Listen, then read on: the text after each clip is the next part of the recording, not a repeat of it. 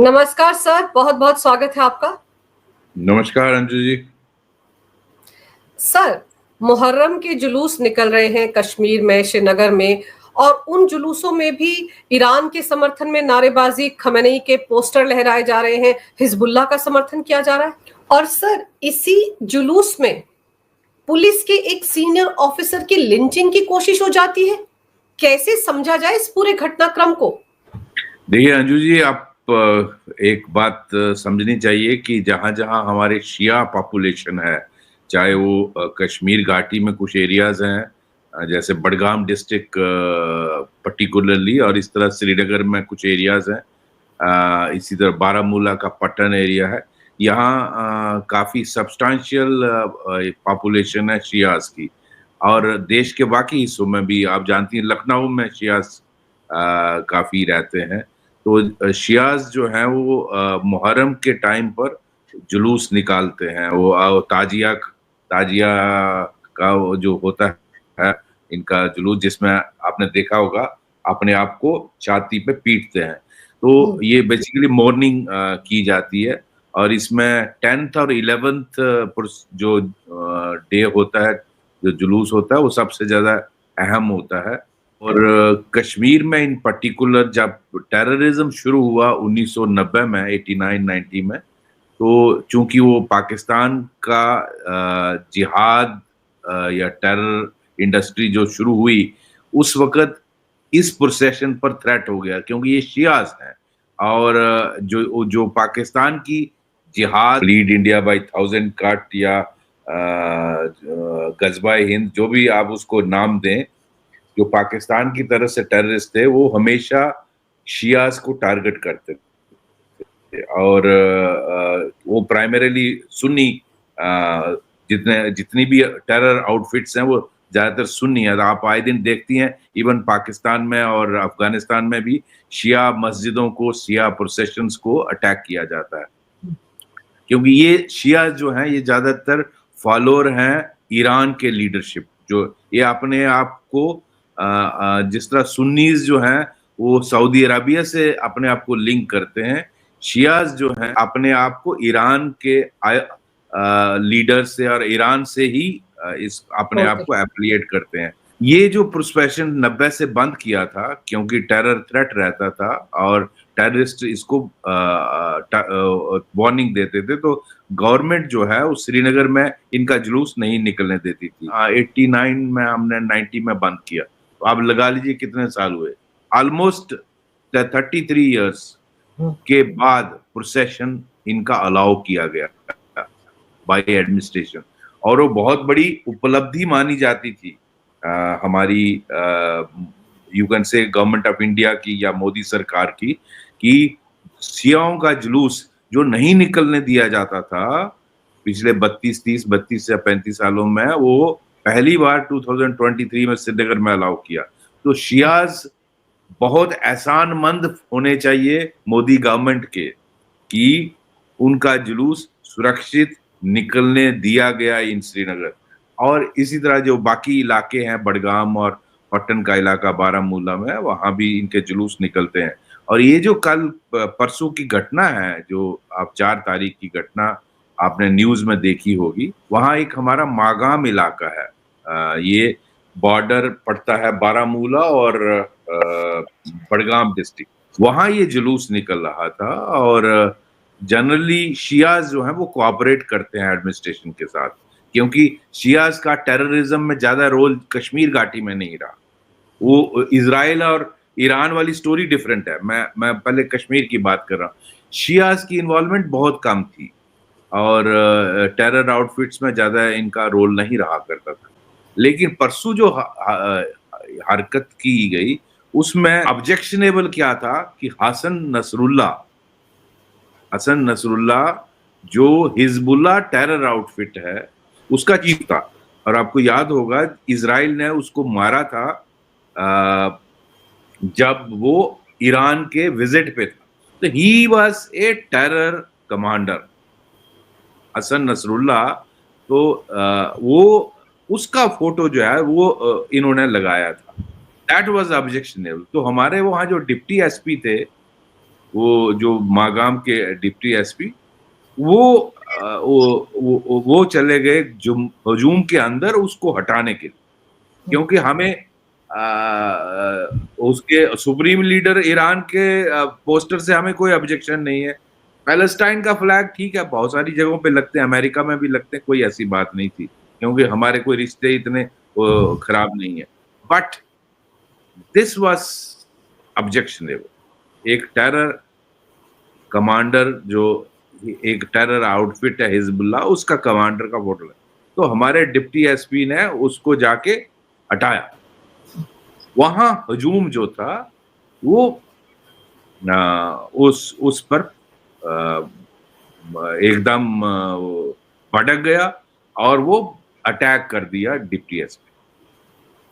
लेकिन गलती deputy SP की ये थी कि वो अपनी एस्कॉर्ट जो उसके पीएसओज होते हैं, उनको जनरली, हम भी जब ऐसा करते हैं इतने बड़े हजूम में आप अकेले नहीं घुसते हो, आप या एक दो लड़के लेके नहीं जाते, फिर आप लिंच हो जाओगे, क्योंकि हजूम होता है। आप जो ये अनरूली मॉब है, वहां तो अगर आप प्रॉपर सिक्योरिटी या प्रॉपर प्रोटेक्शन के साथ नहीं गए तो आपको वो कुचल देंगे। ये हजूम वाली जहां भी ऐसी अनरूली मॉब होता है, वहां आप इस तरह से नहीं जाते। तो उसने ये गलती की कि अपने साथ 10-20 लड़के लेके जाना चाहिए था। एक एसएचओ को साथ, बाकी 8-10 उसके प्रोटेक्शन, अपनी प्रोटेक्शन सबको लेके जा। लेकिन मैंने जो सुना कि वो शायद अपनी पूरी प्रोटेक्शन नहीं दी, 1-2 लड़के लेके चला गया और उस पर इन्होंने हमला कर दिया और उसमें शायद उसकी वर्दी फाड़ी, मारा। न्यूज तो आई थी कि उसको मैन हैंडल किया है, लेकिन मैंने सुना है उसकी वर्दी फाड़ दी है। और उसको फिर वहां जो उसके साथ 2-3 जो अपने लोग थे पुलिस के, और जो वहां जो प्रो एडमिनिस्ट्रेशन होते हैं, उन्होंने डीएसपी को अपने घेरे में लिया और उसको क्राउड से निकाला, वरना उसको लिंच कर सकता, क्योंकि अनरूली मॉब करता है ऐसा। पहले भी पुलिस वाले जो इस तरह से नासमझी कर देते हैं तो वो लिंच हो जाते हैं। आप अनरूली मॉब में कभी भी एंटर नहीं करते हो बिना अपने उसको प्रोटेक्शन के। तो ये इंसिडेंट हुआ, उस पे फिर एफआईआर लगी है, उसके मैंने चेक किया था, एफआईआर लगी है। जिन लोगों ने ये किया है उनको शायद नॉमिनेट नहीं किया, पता नहीं एग्जैक्ट कौन कौन है, बाद में नॉमिनेट। और उस पे मेरे ख्याल, मेरा ये जो एक्सपीरियंस है, वो 11th मुहर्रम तक वेट करेंगे, क्योंकि 11th मुहर्रम में बहुत बड़ी गैदरिंग होती है वहां। तो पुलिस विल प्ले सेफ।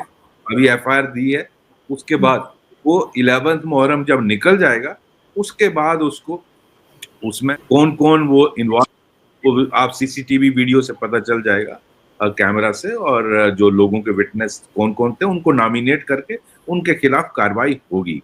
तो सर, एक पुलिस ऑफिसर पर इस तरह से हमला हो जाता है, उसकी लिंचिंग की नौबत आ जाती है, तो इन लोगों ने सर पुलिस स्टेशन के ऊपर जाकर हिजबुल्ला का पोस्टर क्यों लगाया था? वो जो नसरुल्लाह है उसका पोस्टर क्यों लगाया था?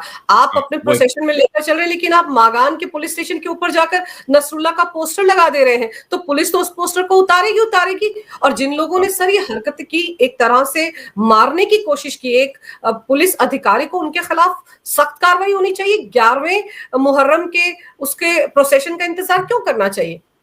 नहीं, वो ठीक, आप जो कह रही हैं बिल्कुल सही है, वो इनके खिलाफ कार्रवाई होगी। मैं प्रैक्टिकल पुलिसिंग बता रहा हूँ कि वो कार्रवाई जरूर होगी, लेकिन वो इसको वेट करेंगे टिल 11th मुहर्रम या 10th मुहर्रम। इसके बाद पकड़ दगड़ जो चलेगी जिन्होंने ऐसा किया, क्योंकि assault on police officer is a criminal offence. ये आप किसी पुलिस ऑफिसर को ड्यूटी पर अगर आप हमला करें तो ये एक क्राइम है। तो आप किसी भी पुलिस ऑफिसर पर अगर इस तरह के हमला करेंगे, उसकी वर्दी फाड़ेंगे, उसको काम करने से रोकेंगे, तो ये क्राइम बनता है। तो उसमें इनकी गिरफ्तारियां होंगी, इनका अरेस्ट होगा, इनको अदालत में पेश किया जाएगा, ये कार्रवाई जरूर होगी। लेकिन मुझे लगता है इसमें थोड़ा टाइम लगेगा, और ये चाहेंगे कि तब तक ये सारे प्रोसेशंस जो हैं निकल जाएं, क्योंकि प्रोसेशन एक ऐसा वक्त होता है जब गैदरिंग रेडीमेड इनको मिलती है, और उसका फायदा उठाते हैं जो क्रिमिनल एलिमेंट होते हैं, और पत्थरबाजी करते हैं और स्लोगनबाजी। बाकी पुलिस स्टेशन पर वो पोस्टर हसनुल हसन नसरुल्लाह का लगाना बिल्कुल गलत है, वो तो पुलिस उतारेगी, तो उसमें कोई दूसरी राय नहीं है और वो टॉलरेट नहीं किया जाता है। पर सर, अगर यहाँ पर पुलिस फोर्स थोड़ी भी ज्यादा एक्टिव होकर कहीं कोई अपने ऑफिसर को बचाने के लिए कोई एक्शन ले लेती, तो आप सोचिए किस तरह का बवाल मच जाता वहां पर। आप पुलिस देखिए ऑफिसर को घसीट कर मारने की कोशिश कर रहे हैं, और अगर पुलिस बल एहतियातन अपनी सुरक्षा के लिए वहां पर फायरिंग कर देती तो क्या होता? तो ये बातें भी वो तो इन लोगों को समझनी चाहिए। बिल्कुल आपने सही कहा कि पुलिस अगर एक्शन कर देती उस वक्त, लेट्स से फायरिंग कर देती, तो बहुत सारे लोग मर सकते थे। तो पुलिस ने एक किस्म से बहुत एहतियात का, क्योंकि उनके अफसर को मैन हैंडल कर रहे थे, अगर वो गोली चला देते, टीयर गैस चलाते तो भगदड़ मच जाती, स्टैम्पीड हो सकती थी, गोली चलती तो बहुत सारे लोग मर सकते थे, जख्मी हो सकते। तो इसी को कहते हैं कि बहुत हिकमत अमली का इस्तेमाल किया गया और ऐसा कोई प्रेसिपिटेट एक्शन नहीं लिया जिससे लोगों का नुकसान होता। मैं समझता हूँ पुलिस ने बहुत समझदारी से काम लिया, वरना वहां डेथ्स हो सकती थी, फायरिंग से किलिंग हो सकती थी, इंजरीज हो सकती थी या स्टैम्पेड हो सकती थी। तो पुलिस का एक्शन जो है अप्रिशिएबल होना चाहिए, उसका लोगों को स्वागत करना चाहिए। और दूसरा, आप देखिए वो जो नेशनल कॉन्फ्रेंस के एक शिया लीडर ही है, श्रीनगर से सांसद है आगा रहुल्ला, आप उनको देखिए किस तरह की स्टेटमेंट दे रहे हैं। वो कह रहे हैं कि पुलिस जो है वो बीजेपी और आरएसएस के हिसाब से काम कर रही है, मतलब पुलिस जो है वो नसरुल्ला का पोस्टर भी ना उतारे। जहां तक स्टेटमेंट है, जो श्रीनगर कॉन्स्टिट्यूंसी के एमपी जो नेशनल कॉन्फ्रेंस के हैं राहुल्ला, वो आए दिन ऐसे कंट्रोवर्शियल स्टेटमेंट देते हैं कि मुझे बहुत अफसोस है, ही इज मेंबर पार्लियामेंट। ऐसे मेंबर पार्लियामेंट को समझदारी से स्टेटमेंट देना चाहिए। मुझे लगता है he is addressing his constituency, क्योंकि यही लोग उसके फॉलोअर, उसके वोटर्स हैं, ये जो शिया है, क्योंकि वो खुद भी शिया है, तो वो शिया कॉन्स्टिट्यूंसी को एड्रेस कर रहा है। वरना इस तरह का इररिस्पॉन्सिबल स्टेटमेंट एक मेंबर पार्लियामेंट को नहीं देना चाहिए। उसको रादर पुलिस का एक्शन को अप्रिशिएट करना चाहिए कि पुलिस ने बहुत हिकमत आमली के साथ काम लिया, उन्होंने बहुत कैजुअलिटीज बचाई। और जब आप डिप्टी एसपी को अटैक करते हो तो police was within its right to open fire, to use any kind of force. तो उससे फिर क्या होता ये राहुल्ला साहब को समझना चाहिए। और उसको तो जब अगर मैं उसकी जगह एमपी होता, मैं डिप्टी एसपी का हाल पूछने जाता कि आपको कहीं चोट तो नहीं लगी, मेरे लोगों ने कहीं गलत तो नहीं आपके साथ कर दिया। वो रिस्पॉन्सिबल मेंबर पार्लियामेंट होना चाहिए। इस तरह का रूल को जवाब, इस तरह का स्टेटमेंट देना इररिस्पॉन्सिबल है। बाकी जो हसन नसरुल्लाह का पोस्टर लगाया गया, उसको कंडेम करना चाहिए इस मेंबर पार्लियामेंट मिस्टर राहुल्ला को। नेशनल कॉन्फ्रेंस रूलिंग पार्टी है वहां, उसको सरकार की जिम्मेवारी उसकी जिम्मेवारी है, उसी की गवर्नमेंट है वहां, उमर अब्दुल्ला उसी की सरकार के हैं, उसी की पार्टी के अध्यक्ष हैं, तो उसको जिम्मेवारी के साथ इस तरह का स्टेटमेंट देना चाहिए। ऐसा स्टेटमेंट नहीं देना चाहिए, ये मेरा मानना है। लेकिन सर, ये आप याद कीजिए कि अभी ईरान से कितने सारे कश्मीरी स्टूडेंट्स को हमारी सरकार सही सलामत जहाजों में बैठाकर भारत वापस लाई है। उनमें ज्यादातर कश्मीर के शिया कम्युनिटी के ही लोग हैं। और अब वो इस तरह की हरकतें कर रहे हैं कि आतंकवादी संगठन हिजबुल्लाह का समर्थन कर रहे हैं। सर, कहीं ऐसा तो नहीं है कि कश्मीर घाटी में पाकिस्तान समर्थित आतंकवादी संगठनों के बाद अब शिया समुदाय के लोग भी हिजबुल्लाह की तरफ जा रहे हैं, हिजबुल्लाह पनप रहा है क्या कश्मीर घाटी में? ये भी एक अंदेशा जताया जा सकता है इस तरह के प्रोसेशन में नसरुल्लाह का पोस्टर देखकर। देखिए, हमारी सोसाइटी में के लोग हैं और इस तरह के भी एलिमेंट्स होते हैं जो हमेशा मिसचीफ करना चाहते हैं और हालात को बिगाड़ना चाहते हैं। ये लेकिन इम्पोर्टेंट क्या है कि आप उसको किस तरह से कंट्रोल करते हो, क्योंकि सारे लोग तो दूध के दूल्हे होते नहीं। आपके लखनऊ में भी या दिल्ली में भी अगर जुलूस निकल रहा हो तो वहाँ भी कुछ ऐसे एलिमेंट्स होते हैं जो भड़काऊ बयान देते हैं। ये बात आपकी सही है कि सारे भारत सरकार ने जिस तरह से वहाँ स्टूडेंट्स को निकाला वो बहुत क्रेडिटेबल है। और हमारी MEA का एक रिक्वेस्ट जाने पे उन्होंने अपनी एयर स्पेस खोल दी ईरान ने। अब देखिए ईरान ने कितनी इज्जत रखी, सिर्फ भारत के लिए खोली और किसी के पूरी दुनिया के देश के लोगों के लिए नहीं खोली, सिर्फ भारत के लिए। और जहाज को स्पेशल परमिशन दी और हमारी सरकार ने फ्री में उनको दिल्ली लाया। फिर आपने देखा कैसे हमारे लोग तमाशा कर रहे हैं, हमें बस में लेके जा रहे हैं। अरे भाई, तुमको ईरान से जहां जहां मिसाइलें पड़ रही थी, जहां बम्बार्डमेंट हो रही थी इजराइल की, वो तुझे वहां तेहरान से और बाकी शहरों से ईरान से उठा के भारत सरकार हिंदुस्तान लाई है। तो उसमें तो एक बेवकूफ आदमी कहता मेरी बीवी शहीद हो जाती तो बहुत अच्छी। ऐसे ऐसे बेवकूफ, उसकी बीवी, मैं देख रहा था टीवी पे, उसकी बीवी भी उसको देख रही थी ध्यान से, ये चाहता कि मैं मरी जाती। वो बोलता है कि अच्छा होता है ये वहीं शहीद हो जाती, बड़ी पाक जगह है वो, हिंदुस्तान से लाने से बेहतर था इसको वहीं मरने देते। तो इस तरह के बेवकूफ भी लोग होते। तो एनीवे ये मुझे लगता है वहाँ के लोगों को अप्रिशिएट करना चाहिए, भारत सरकार को भी और स्टेट गवर्नमेंट को भी। इन्होंने उनको सबको सही सलामत यहाँ लाया और अपने खर्चे पे लाया भारत सरकार ने और स्पेशल रिक्वेस्ट पे।